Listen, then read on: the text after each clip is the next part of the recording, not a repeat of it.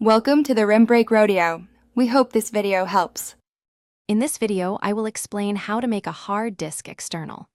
This process allows you to repurpose an old internal drive, turning it into a convenient, portable storage solution.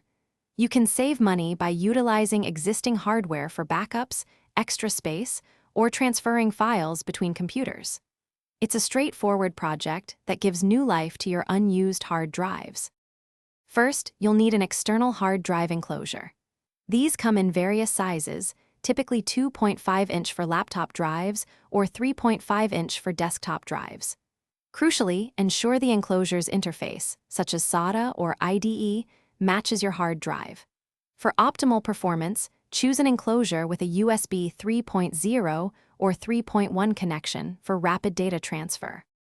Now let's install the drive. Carefully open your enclosure. Some slide open, others use screws. Inside, you'll find the connector. Align your hard drive with this connector and gently push it into place until it's firmly seated. Secure the drive within the enclosure, often with a bracket or screws, then close the case. With your drive installed, simply connect the enclosure to your computer using the provided USB cable. Your operating system should recognize it.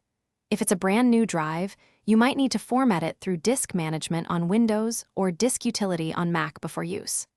Once ready, you can drag and drop files, create backups, or expand your storage effortlessly. Thanks for watching. Consider subscribing if we helped you.